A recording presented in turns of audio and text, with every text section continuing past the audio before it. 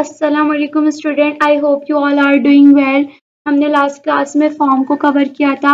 अब इस क्लास में हम अपने थोड़े से एक्स्ट्रा मार्कअप को देखेंगे। अब एक्स्ट्रा मार्कअप क्या होते हैं? जैसे वर्जन चेंज होते रहते हैं, न्यू वर्जन अपडेट होते हैं, तो कुछ चीज़ें न्यू स्पेसिफाई होती हैं, तो वो एक्स्ट्रा मार्कअप में आ जाती हैं। अब एक्स्ट्रा मार्कअप में देख लेते हैं क्या क्या चीज़ें आ जाती हैं। फर्स्ट ऑफ ऑल इसको कवर करके फिर हम अपनी सीएसएस की तरफ मूव ऑन करेंगे। सबसे पहले आगे डॉक टाइप्स। मतलब डॉक टाइप्स का क्या मतलब है? जितने जितने हमारे वर्जन आते रहे एचटीएमएल के, उसमें डॉक टाइप को क्या कहते हैं, लिखने का तरीका क्या था, उसको वर्जन जितने भी आते रहे हम सर्वर को कैसे बता देते हैं कौन सी डॉक टाइप है। तो जैसे अब हमारी एचटीएमएल फाइल में हम डॉक टाइप एचटीएमएल लिखते थे, इस तरीके से इसमें बताया गया है कि डॉक टाइप हमारी एचटीएमएल 4 में किस तरीके से थी और 1 में कैसी थी, एक्सएमएल में कैसी थी और एक्सएमएल डिक्लेरेशन कैसी थी। एक्सएमएल बेसिकली जावास्क्रिप्ट से कनेक्ट होती है। तो ये डॉक टाइप हमने बता दी कि कैसे बताते हैं ये, इसमें ये सब। फिर आ जाता है कमेंट्स। कमेंट एचटीएमएल हम लोगों ने कमेंट्स को पढ़ लिया था। कमेंट्स क्या होते हैं? To add a comment to your code that will not be visible in the user. मतलब हम जो भी कोड पे कमेंट आउट करते हैं कंट्रोल क्वेश्चन मार्क से, उससे कमेंट नजर नहीं आता। हम कमेंट खुद से लिख भी सकते हैं। जैसे अभी एचटीएमएल का एक कमेंट है, इस तरीके से सीएसएस का कमेंट अलग है, जावास्क्रिप्ट का अलग है, हर किसी के कमेंट डिफरेंट होते हैं पढ़ने के। लेकिन आप कंट्रोल क्वेश्चन मार्क से कमेंट खुद ब खुद विजिबल हो जाते हैं। और फिर ये जो होता है, ये हमारी यूजर को नजर नहीं आती, सिर्फ हमारी कोड के लिए होता है, हमारी ईज के लिए होता है। ये हमारी रीडेबिलिटी को बढ़ाता है बहुत, मतलब हमारे लिए यूजफुल होता है। कोड को अच्छा दिखाने के लिए कमेंट्स होते हैं। ये तो मैं आपको वैसे ही बता दिया था कि कंट्रोल करेंगे, कंट्रोल क्वेश्चन मार्क करेंगे तो ये विजिबल हो जाए। इस तरीके से सीएसएस का भी आ जाते हैं, हम खुद से लिख भी सकते हैं, कमेंट सही होने चाहिए। के बाद आ जाते हैं आईडी एट्रीब्यूट। अब आईडी एट्रीब्यूट क्या होते हैं? आईडी एट्रीब्यूट वो होते हैं, हर एलिमेंट की यूनिक आईडी होती है। मतलब हम ऐसा एट्रीब्यूट देंगे अपने एलिमेंट को कि वो यूनिक रहे। हम जब स्टाइलिंग करते हैं ना, तो उसके लिए हम आईडी और क्लास को यूज कर रहे होते हैं बेसिकली। तो हम सीएसएस में जब आईडी और क्लास बहुत ज्यादा यूज करेंगे तो बहुत अच्छे से अंडरस्टैंड हो जाएगा कि आईडी कहाँ यूज होती है और क्लास कहाँ। कि आईडी हम किसी चीज को यूनिक बनाना हो। तो मेरे पास एक वेबसाइट है और उसमें H1 के टैग बहुत सारे यूज हुए हैं, P का टैग बहुत ज्यादा यूज हुआ है। तो अब मैं चाहती हूँ, मैं अगर H1 के को ले रही हूँ तो सारे H1 में स्टाइलिंग हो जाएगी, सारे H1 में एक ही कलर आ जाएगा। लेकिन मैं चाहती हूँ सिर्फ एक H1 में आए, तो मैं एक H1 के अंदर एक एट्रीब्यूट दे दूंगी आईडी का, तो वो यूनिक हो जाएगा, तो मैं उसको इजिली स्टाइलिंग कर सकती हूँ। अब इस तरीके से क्लास एट्रीब्यूट आ जाते हैं। क्लास एट्रीब्यूट हम मल्टीपल अपने टैग्स को दे सकते हैं, मल्टीपल एलिमेंट के लिए यूज कर सकते हैं। अब क्लास क्या है? एक कॉमन ही है। मतलब अगर मुझे पूरे वेबसाइट है उसी को ले लेते हैं, पैराग्राफ है, बहुत सारे पैराग्राफ है, लेकिन मैं उसमें चाहती हूँ कि किसी 3 पैराग्राफ में मैं स्टाइलिंग करूँ, बाकी पैराग्राफ में स्टाइलिंग ना हो, तो मैं उसको क्लास दे दूंगी, एक सेम क्लास दे दूंगी। तो मैं उसको स्टाइलिंग करने में ईजी रहेगी और मुझे बार बार उसको स्टाइलिंग नहीं करनी पड़ेगी एक जैसी। तो मैं एक सबको क्लास एक जैसी दे दूंगी अपने पैराग्राफ को, और मैं उसको इजिली स्टाइलिंग कर सकती हूँ। अब आ जाते हैं ब्लॉक एलिमेंट। ब्लॉक एलिमेंट क्या होते हैं? Some element will always appear to start on a new line in the browser window। मतलब वो एलिमेंट जो हर दफा न्यू लाइन से स्टार्ट होते हैं, लाइक H1 का टैग हो गया, P का टैग हो गया, LI का टैग हो गया, UL का टैग हो गया। जितने भी जो न्यू लाइन से शुरू होते हैं, जब भी हम टैग लिखते हैं वो न्यू लाइन से स्टार्ट होते हैं, वो ब्लॉक एलिमेंट कहलाते हैं। हमने पीछे जितने टैग्स पढ़े, अब उसमें आप खुद से देखिएगा कि कौन कौन से ब्लॉक एलिमेंट है, कौन कौन से इनलाइन एलिमेंट्स है। 2 तरीके के हमारे एलिमेंट्स होते हैं, ब्लॉक एलिमेंट, इनलाइन एलिमेंट। तो न्यू लाइन से स्टार्ट होते हैं वो ब्लॉक एलिमेंट कहलाते हैं, और जो उसी लाइन से स्टार्ट हो रहे होते हैं वो इनलाइन एलिमेंट कहलाते हैं। अब इनलाइन एलिमेंट में कौन कौन सी चीजें आ जाती हैं? बोल्ड आ जाता है, एम्फेसिस आ जाते हैं, स्ट्रॉन्ग आ जाता है, और क्या आ जाता है, और भी बहुत सारे एलिमेंट्स होंगे, वो सारे इन चीजों में आ जाते हैं। अब ये बात समझ आ गई कि ब्लॉक एलिमेंट क्या होते हैं और इनलाइन एलिमेंट। ये आ गया। ए एंकर टैग हम एक ही लाइन से यूज करते हैं, बोल्ड एम्फेसिस, इमेज का टैग, ये सब इनलाइन एलिमेंट्स आ जाते हैं। Grouping tags and element in a block. अब हमें किसी एक चीज को ब्लॉक में लिखना हो, कंटेनर में लिखना हो, हम अब उसको डिफ टैग के अंदर लिख रहे होते हैं। अब मुझे चाहिए, अब मुझे जब हम लोग सीएसएस पढ़ेंगे ना, तो ये डिफ का सबसे ज्यादा काम वहां आता है कि हम लोगों को एक कंटेनर बनाना है और उस कंटेनर को क्या कहते हैं, स्टाइल करना है। जैसे मुझे अलग अलग लाइन को स्टाइल नहीं करना, मुझे एक पूरे कंटेनर को करना है। तो मेरे जितने भी टैग होंगे, मतलब H1 का टैग, P का टैग, इमेज का टैग, UL का टैग, जितने टैग होंगे वो सब उठा के हम डिफ के अंदर डाल देंगे, तो वो हमारे एक कंटेनर टाइप का बन जाएगा, बॉक्स टाइप का बन जाएगा। तो हम उसको स्टाइलिंग कर सकते हैं। अभी आ जाते grouping test and element in line. हमें एक लाइन के अंदर, मैंने मल्टीपल लाइंस का बताया कि हमें मल्टीपल लाइंस को एक कंटेनर के अंदर रखना हो तो हम किस तरीके से डिफ के अंदर, और अगर हम एक लाइन को ही ब्लॉक बनाना चाहते हैं, एक लाइन को ही बॉक्स बनाना चाहते हैं, तो उसके लिए हम स्पेन यूज करते हैं। सीएसएस में मैं आपको इसको और अच्छे से बता दूंगी कि डिफ और स्पेन का यूज क्या होता है, क्लास आईडी का अच्छे से यूज क्या होता है। अब आगे आई फ्रेम। अगर हमने क्या कहते हैं मैप लगाना हो, तो हम मैप कैसे लगा सकते हैं? हम मैप इस तरीके से लगा सकते हैं, आई फ्रेम का टैग लगाएंगे। सबसे पहले यहाँ जाके आई फ्रेम का टैग लगा। अब इसमें ये चीजें दे रहा है हमें, एक दे रहे SRC। SRC मतलब अपने मैप का हम वो दे देंगे, लिंक दे देंगे। ये मैप यहाँ से खुल जाएगा तो हम वहां से लिंक कॉपी करेंगे और अपने मैप में डाल देंगे। ये मैप खुल गया, मैंने यहाँ से लिंक कॉपी करा इसका और मैं यहाँ आई और मैंने यहाँ पे पेस्ट कर दी। मैं अपने ब्राउजर पे जाके देख लेती हूँ, ये मैप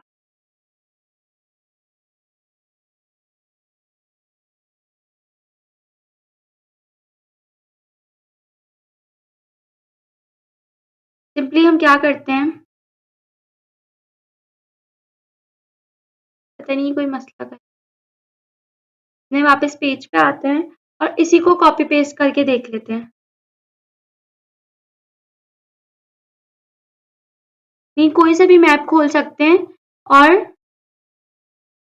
लिंक लगा सकते हैं।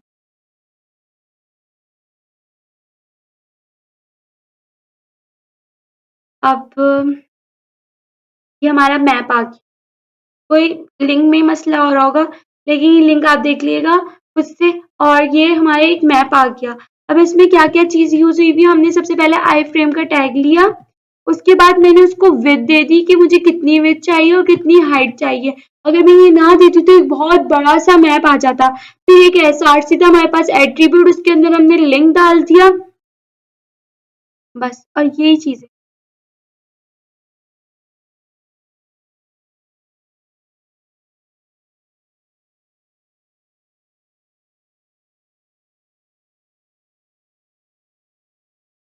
अब आ जाते हैं next.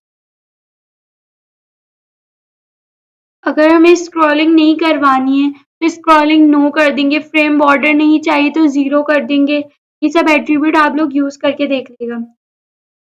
Information about your pages, Meta element also use the content attribute pairs in also. मतलब ये मेटा, हमारे मेटा जो डेटा सर्वर पे जा रहा होता है, ये वो मेटा इंफॉर्मेशन होती है जो हमारे मतलब HTML की होती है, वो सर्वर पे जा रही होती है। बस यही सब था इसमें।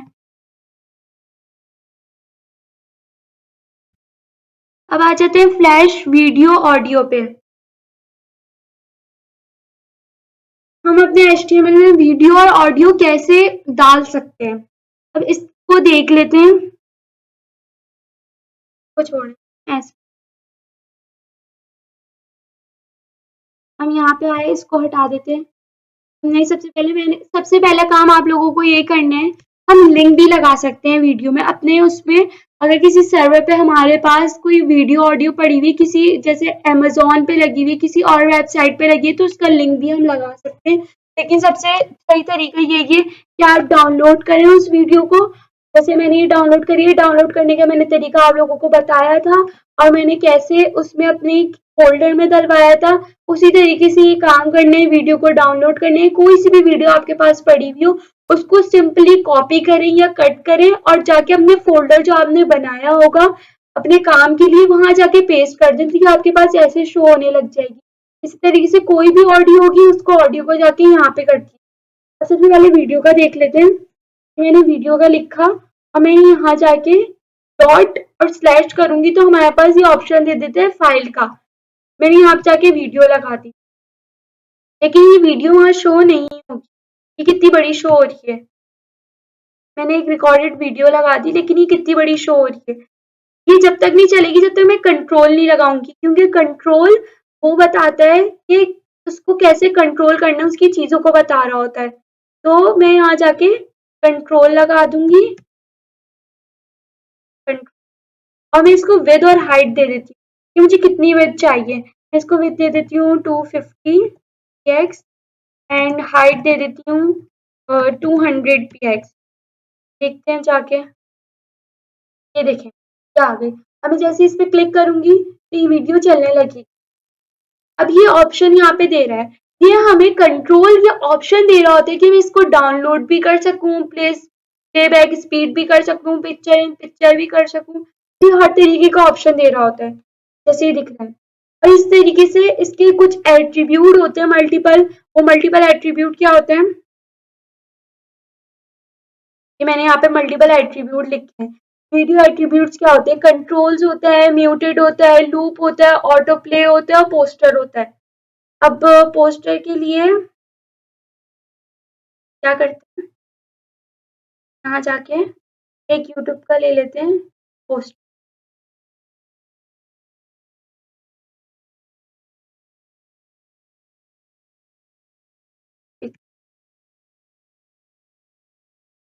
मैंने यहाँ से जाके सिंपली इसको क्या करा, सेव एज करा और क्लास 7 में आई और यहाँ आके क्या कर दिया, सेव कर दिया सिंपली। और मैं यहाँ जाके देखूंगी तो मेरे पास ये डाउनलोड का ऑप्शन आ गया। अब मुझे अगर पोस्टर अपना लगाना है, पोस्टर क्या काम करेगा, मैंने यहाँ जैसे ही पोस्टर लिखा तो ये ऑप्शन देने लग गया। तो मैं यहाँ जाके डॉट स्लैश करूंगी और ये पिक्चर लगा दूंगी। अब देखते हैं ये क्या काम, ये एक थंबनेल का काम कर रहा है। मतलब मेरी वीडियो पे थंबनेल टाइप का पोस्टर बना हुआ आ जाएगा। मैं जैसे क्लिक करूंगी मेरी वीडियो स्टार्ट हो जाएगी। ये हमारी वीडियो पे थंबनेल का काम कर सकता है। अब इस तरीके से हमने एक एट्रीब्यूट देखा था, कौन सा, ऑटो प्ले।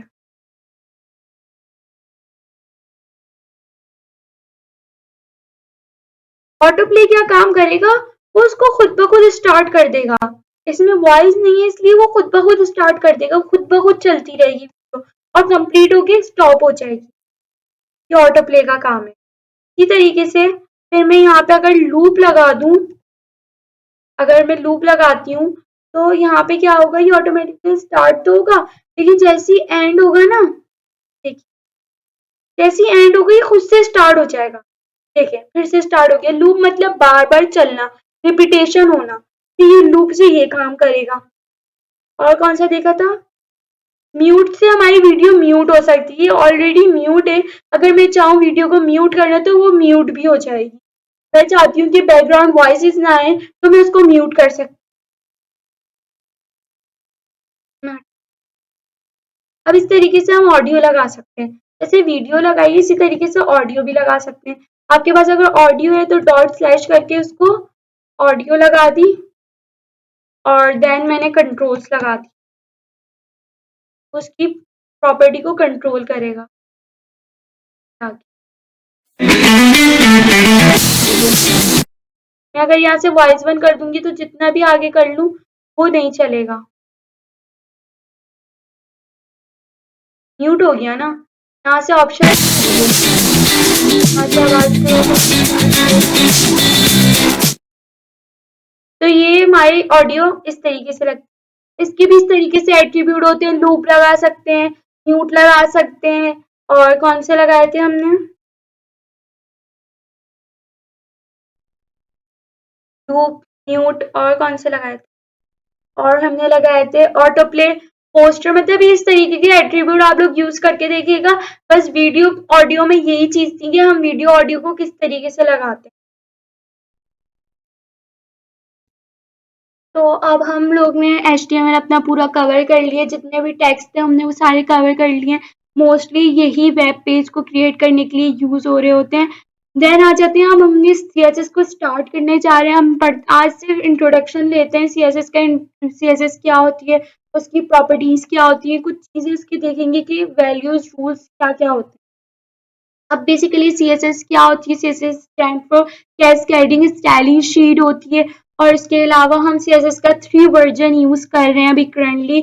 और देन फिर CSS हम किस लिए यूज करते हैं, CSS हम अपनी स्टाइलिंग के लिए यूज कर रहे होते हैं। जो हमने HTML में क्रिएट करा है वेब पेज को अपने, उसको हम स्टाइल करेंगे, उसको एक ब्यूटीफुल सा लुक दे देंगे। वो सिर्फ एक सिंपल सा स्केलेटन था। अब हम इसको ब्यूटीफुल सी बॉडी दे देंगे, स्किन दे देंगे। तो ये और हमारी CSS यही काम कर रही होती है। आप अपने CSS सीखने के बाद अच्छी अच्छी सी वेबसाइट बनाइएगा। आप लोग रियल वर्ल्ड वेबसाइट बनाइएगा, जैसे Amazon हो गई, लिंक्डइन की हो गई, फेसबुक हो गई, जितनी भी बहुत सारी वेबसाइट है। मैं आपको एक और जगह बताऊंगी जहाँ से आप अपनी वेबसाइट को देख के बना सकते हैं अच्छी प्रैक्टिस के लिए। तो अब देखते हैं व्हाट CSS डज। CSS क्या करती है, CSS मैंने बता दिया, CSS स्टाइलिंग कर रही होती है हमारे एलिमेंट्स को, जो हमने वेब पेज को कंटेंट अपना क्रिएट करा है उसको। अब यहाँ पे लिखा हुआ है understand CSS thinking inside the box. अब हम देखेंगे अब कैसे कैसे CSS यूज हो रही होती है। मैं पहले हमने पढ़ा ब्लॉक एंड इनलाइन एलिमेंट पढ़ लिया हमने। अब इस CSS को कैसे यूज कर रहे होते हैं, ये इस तरीके से बॉक्स है। हमने जैसे डिव देखा था, अब मैंने ये क्या करा, ये H1 की हेडिंग, पैराग्राफ, बोल्ड, इटैलिक सबको उठा के मैंने एक डिव के अंदर डाल दी। तो ये जो है ये पूरा एक बॉक्स नजर आ रहा है, ये एक डिव है हमारी और इसके अंदर ये चीज है। तो हम उसको कैसे देखेंगे, कैसे इसको स्टाइलिंग कर रहे होते हैं बॉक्सेस वगैरह। अब आ जाते हैं इसके रूल्स देख लेते हैं, एलिमेंट्स को क्या कहते हैं। जो जिस चीज को हम सेलेक्ट कर रहे होते हैं, हम HTML की चीजों को सिलेक्ट करके स्टाइल कर रहे होते हैं बेसिकली। जैसे हम HTML का P था, मैं उसको क्या करूंगी, वो सिलेक्ट करूंगी और मैं वहां जाके CSS में जाके उसको कर दूंगी, P लिखूंगी जैसे पैराग्राफ है, और उसको मैं कर्ली ब्रेसेस में लिखूंगी। कर्ली ब्रेसेस में लिखना जरूरी होता है, हम एंड में सेमी कॉलन लगाना लाजमी होता है। ये दोनों चीजें मेन होती है। हमने जो भी काम लिखते हैं वो ब्रैकेट के अंदर लिखते हैं। जैसे मैंने बता दिया, ये हमारे सेलेक्टर है। सेलेक्टर में भी बताऊंगी सेलेक्टर कितने किस्म के होते हैं और सेलेक्टर को कैसे यूज करते हैं हम। सेलेक्टर है, ये हमने एक सिलेक्ट करा, कहाँ से, एक एलिमेंट को सिलेक्ट करा इन HTML से। देन आके मैंने यहाँ पे आके इसको क्या करा, सेलेक्ट करने के बाद मैंने इसको डिक्लेयर कर दिया। मैंने उसको बताई कि फॉन्ट फैमिली कौन सी, मतलब मैं कौन से फॉन्ट देना चाहती हूँ। और कॉलन के बाद मैंने एरियल बता दिया। इसको क्या कहते हैं, मैंने इसको क्या करा, सिलेक्टर, इसको सिलेक्टर कहते हैं। देन इसको डिक्लेरेशन कहते हैं, मैंने इसको डिक्लेयर कर दिया, अपनी वैल्यू बता दी कि हाँ मैंने जो वैल्यू सेलेक्ट करी थी उसकी ये डिक्लेरेशन करी है। अब इसकी दो तरीके की होती है, मतलब जो कॉलन से पहले होती है, जस्ट लाइक कलर। अब मैंने उसको बता दिया कि ये कलर है। अब ये तो नहीं बताया ना कौन सा कलर है, कलर क्या हुआ, प्रॉपर्टी हुई। ये वो किसी भी चीज का कलर, कोई सा भी कलर हो सकता है। वैल्यू येलो दे दी, तो क्या हुआ, ये हमारा सिलेक्टर हुआ। मैंने इसको आके डिक्लेयर कर दिया। देन ये हो गई वैल्यू, ये हो गई हमारी प्रॉपर्टी, और देन ये हो गई हमारी वैल्यू एरियल। तो कैसे सिलेक्टर, सिलेक्टर क्या होते हैं, सिलेक्टर वो होते हैं जो अपने एलिमेंट को सिलेक्ट करने के लिए यूज कर रहे होते हैं। अब सिलेक्टर कितने किस्म के होते हैं, आगे CSS आगे CSS सिलेक्टर, सबसे पहले आगे यूनिवर्सल सिलेक्टर। यूनिवर्सल सिलेक्टर मतलब हम, मुझे अपनी वेबसाइट के पूरे पेज को सिलेक्ट करना है। मैं चाहती हूँ थ्रू आउट पूरी वेबसाइट एक, मतलब उसकी मार्जिन भी एक रहे, पैडिंग भी एक रहे, तो मैं उसको यूनिवर्सल सिलेक्टर में लिख दूंगी। तो वो हम इस यूनिवर्सल सिलेक्टर इस तरीके से लगाते हैं। सबसे पहले मेन चीज, हम CSS कितनी तरीके की यूज कर रहे होते हैं। सॉरी मैं सिलेक्टर पे चली गई, पहले मैं आपको CSS बता दूं हम कितने तरीके की CSS यूज कर रहे होते हैं। हम अपनी 3 तरीके की CSS यूज कर रहे होते हैं। ठीक है, सबसे पहले हम यूज करते हैं इनलाइन सीएसएस जो कि हमने पढ़ ली है। और फिर आती है इंटरनल सीएसएस, देन आती है एक्सटर्नल सीएसएस। ये 3 तरीके की सीएसएस होती हैं, इनलाइन, इंटरनल, एक्सटर्नल। इनलाइन हमने पढ़ लिए, टेबल्स में हमने कवर करी थी, बीजी कलर और वो सब लगाए थे। इनलाइन ज्यादातर मोस्टली यूज नहीं होती क्योंकि हम सीएसएस को स्टाइलिंग हमने बनाई स्टाइलिंग के लिए एक अलग है, तो सीएसएस के अंदर हम वो एचटीएमएल के अंदर हम यूज नहीं करते, वो सिर्फ एक वेब पेज को क्रिएट करने के लिए होते, तो हमने सीएसएस इसलिए बनाई है कि वो यूज की जा सके। फिर हम इसको कैसे इंटरनल हमने इनलाइन पढ़ ली थी, कैसे लगाते हैं, H1 का टैग यूज करा मैंने, सही इसके अंदर लिखा मेन हेडिंग, ये लिखा प्रोडक्शन।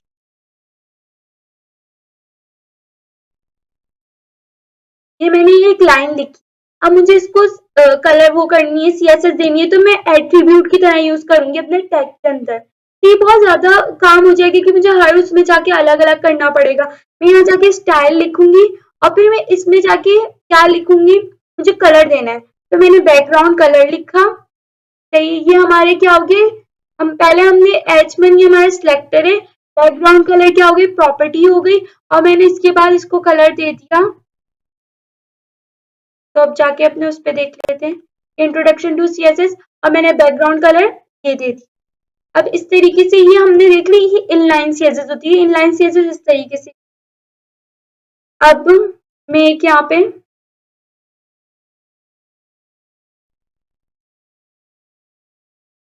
H2 ले लेती हूँ, यहाँ पे भी ये लिख देते हैं।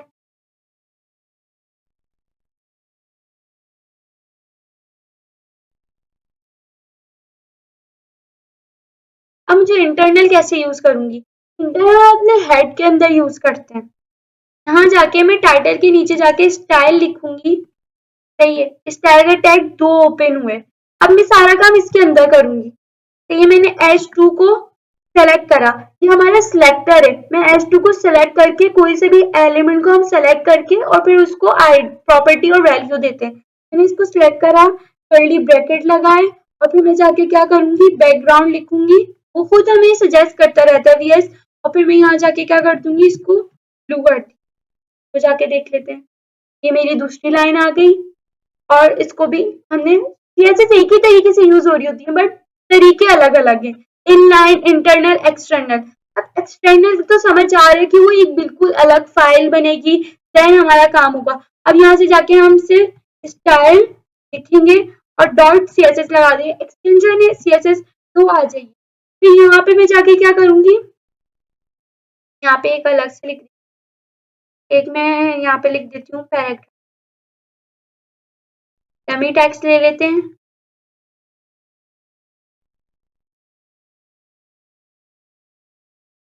क्या करेंगे, मैं यहाँ पे अपने स्टाइल में गई और मैंने यहाँ जाके पी का टैग लिखा, और देन मैंने ये काम करा, और मैंने इसको चाहती हूँ मैं कलर चेंज कर दूँ, तो मैंने यहाँ कलर दिया और मैंने कलर जाके कर दिया पर्पल। तो यहाँ जाके देख लेते हैं क्या आया, हमारे तो कुछ भी नहीं हुआ यहाँ पे, क्यों नहीं हुआ, क्योंकि हमने लिंक लिंक लगाया। जब भी हम कोई एक्सटर्नल काम करते हैं, अलग फाइल बना के करते हैं, तो सारे लिंक, हम जितनी भी अलग अलग फाइलें बना लें, CSS की बना लें, JS की बना लें, जितनी भी फाइल बना लें, सबका लिंक हमें HTML में कनेक्ट करना लाजमी होता है, क्योंकि मेन वेब पेज हमारा HTML ही होता है। तो हम क्या काम है, यहाँ पे गए और सबसे पहले इंडेक्स में गए और जाके टाइटल के नीचे जाके मैंने यहाँ पे लिंक लगाया, तो लिंक कैसे दिया है, मैंने इसको जैसे ही कनेक्ट करा, वहां जाके उसने उसका कलर चेंज कर दिया। तो अपनी ये 3 चीजें होती हैं सीएसएस को यूज करने की, इनलाइन, इंटरनल, एक्सटर्नल। तो तीनों में कुछ भी नहीं है, तीन बेस्ट तरीका एक्सटर्नल ही है सीएसएस को यूज करने का, क्योंकि अगर हम खुद सोचें, अगर हमने HTML के अंदर ही यूज करते रहे इंटरनल, तो कैसे हमारे एक पूरे HTML भर जाएगा। अगर इनलाइन करें तो हमें अलग अलग लाइन में लिखना पड़ेगा, तो एक सेपरेट फाइल हो और हमारा पूरा एक प्रॉपर काम हो, तो वही तरीका सही रहता है। अब इस पे आ जाते हैं सिलेक्टर पर, मैं बहुत जल्दी चली गई थी। अब यूनिवर्सल सिलेक्टर आ गया, यूनिवर्सल सिलेक्टर क्या होता है, यहाँ पे जाके देख लेते हैं। यूनिवर्सल सिलेक्टर होता है स्टैरिक लगाया और मैं अब स्टैरिक के अंदर जो भी प्रॉपर्टी लिखूंगी वो सारी मतलब मेरे पूरे वेब पेज को पूरी वेबसाइट को कंटेन कर रहा होगा, मेरी पूरी वेबसाइट को कंटेन कर रहा होगा। जैसे मैं यहाँ पे मार्जिन 0 लगा दूं, जैसे अब यहाँ पे देख रहे हैं हम लोग, यहाँ पे बहुत स्पेस आ रही है इधर इधर साइटों पे। अगर मैं यहाँ पे जाऊं और मैं यहाँ पे लिख दूं मार्जिन 0, ये देख लेंगे बाद में मार्जिन और पैडिंग क्या होता है, तो हम सिर्फ इंट्रोडक्शन ले रहे हैं। पैडिंग 0, तो अब क्या देखेंगे, इसने पूरी मार्जिन पैडिंग उसकी खत्म कर दी, मतलब पूरे स्टार्ट में ले गया सारी चीजों को, इंट्रोडक्शन टू सीएसएस और सबको एक साथ ना चिपका दिया। तो हमने वेबसाइट बनाते हैं तो हम अपना नैव बार वगैरह सब बना रहे होते तो हमें स्पेस नहीं चाहिए होती, तो मोस्टली हम अपनी वेबसाइट बनाने के लिए यूज कर रहे होते हैं स्टैरिक और मार्जिन। अब दूसरा सिलेक्टर आ जाता है टैग एलिमेंट वाला, कि मैंने सिंपली यहाँ पे क्या करा, H1 को सिलेक्ट कर लिया, H2 को सिलेक्ट कर लिया, H3 को सिलेक्ट कर लिया। इस तरीके से मैं अपने एलिमेंट्स को सिलेक्ट कर सकती हूँ, टैग को सिलेक्ट कर सकती हूँ। जैसे मैंने सिर्फ P को सिलेक्ट कर लिया, मैंने टैग को सिर्फ सिलेक्ट करा है। अब इस तरीके से एक और सिलेक्टर होता है हमारे पास,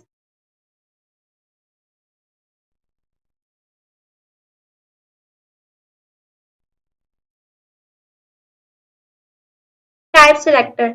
अब टाइप सिलेक्टर क्या होता है, हम मल्टीपल यूज कर सकते हैं। जैसे मैं यहाँ पे जाके ये हटा देती हूँ,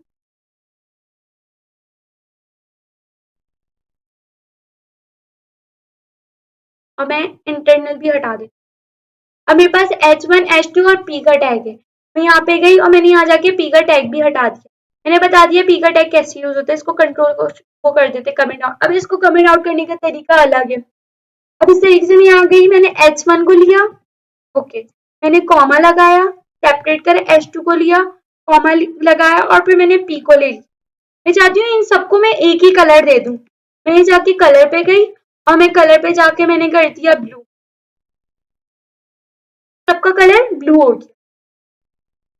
हम ऐसे भी टैग को सिलेक्ट कर सकते हैं। देन फिर आ जाते हैं क्लास सिलेक्टर, हम क्लास से कैसे सिलेक्ट कर रहे होते हैं, अब वो देख लेते हैं। तो भी कंट्रोल उसी से हाँ, फिर अब क्लास हम अपने इसको भी एट्रीब्यूट दे रहे होते हैं। जैसे मुझे एट्रीब्यूट देने हैं, मुझे H1 और क्या कहते हैं अपने पैराग्राफ का एक जैसा करना है। मैंने इसको जाके क्लास दी, क्लास कोई सा भी नाम अपने जो आपको याद रहे, जो आप अच्छे से यूज कर सके, लेकिन यूजफुल नेम दिएगा क्लास का। मतलब जब भी वेबसाइट बनाएंगे तो आप जैसे नैव बार बना रहे हैं तो क्लास देनी है तो आप उसको नैव बार दें, अगर आपको सेक्शन बनाना है तो उसको हीरो सेक्शन दें, तो इस तरीके से क्लास के नेम दिएगा। जैसे मैं यहाँ पे लिख देती हूँ हेडिंग या हेड लिख, मैं यहाँ पे CSS पे गई। अब वहां पे यहाँ पे CSS में कॉल करवाने का क्या तरीका है, ये हमारा सिलेक्टर है, इस सिलेक्टर को याद रखिएगा कि क्लास सिलेक्टर कहलाता है। अब क्लास सिलेक्टर को कैसे सिलेक्ट करूंगी, डॉट से। तरीका था टैग को डायरेक्ट टैग से सिलेक्ट कर लिया, लेकिन अब मुझे क्लास को करना है तो डिफरेंट वे होगा ना उसका, तो मैंने डॉट लगाया और मैंने वहां जो नेम लिखा था ना हेड, उसको लिखूंगी और फिर मैं यहाँ जाके क्या कर दूंगी, उसका बैकग्राउंड कलर चेंज।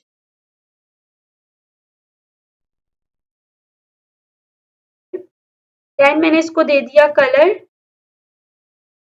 ब्लू। वहां जाके देखेंगे, अच्छा मैंने सिर्फ उसको दिया था। अगर मैं ये सेम इसको क्लास दे दूं,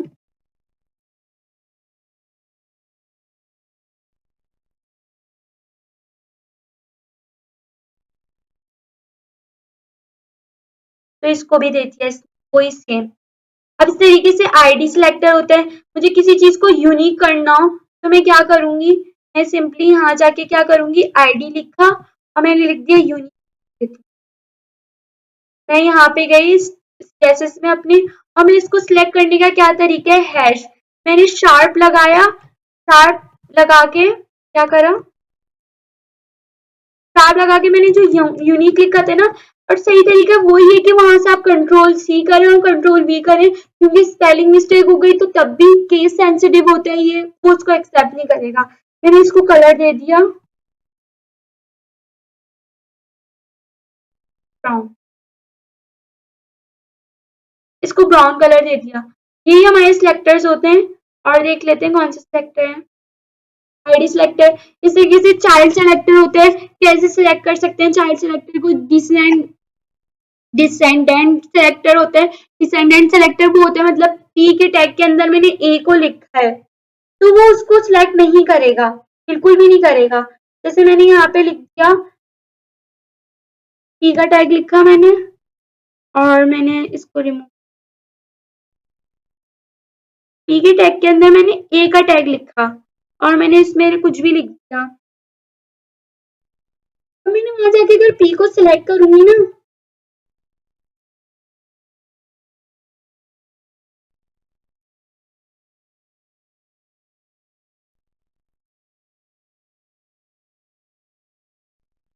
लेकिन उसने उसको ब्लू नहीं करा। या कोई और सा कलर देख लेते हैं।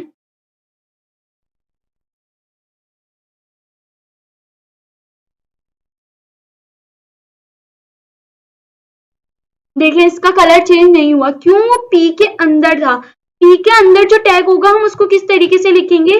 पी के आगे ही मैं ए लिख दूंगी, मतलब ये हमारा चाइल्ड सेलेक्टर। पी क्या हो गया? Parent selector. ए हो गया उसका चाइल्ड सेलेक्टर। मैंने अब देखें, अब हो गया। तो इस तरीके से ये सिलेक्टर्स होते हैं हमारे। और जनरल सिबलिंग सिलेक्टर होते हैं, प्लस लगा के भी लिख सकते हैं। इस तरीके से हमारे सिलेक्टर होते हैं। और सीएसएस रूल, कैश कार्ड, मतलब ये इसके सारे कैसे लिख रहे होते हैं, आईडी वगैरह। अब हम ये सब चीजें सिर्फ मैंने रूल्स प्रॉपर्टी बता दी, सीएसएस को कैसे यूज करते हैं, इंटरनल सीएसएस और एक्सटर्नल सीएसएस, और इंट्रोडक्शन दे दिया। बाकी के सीएसएस हम लोग अपनी नेक्स्ट क्लास से स्टार्ट करेंगे कि सीएसएस को कैसे यूज करते हैं, फॉन्ट, आईडी, सब कुछ सारे नेक्स्ट क्लास से डिटेल में हम सीएसएस को पढ़ेंगे। उसके बाद हम अपनी थोड़ी थोड़ी चीजें बनाते रहेंगे, एक वेब पेज बना लिए, एक वेबसाइट बना ली, थोड़ी थोड़ी चीजें हम बनाते रहेंगे। यहाँ आज की क्लास यहीं तक वाइंड अप करते हैं। Thank you.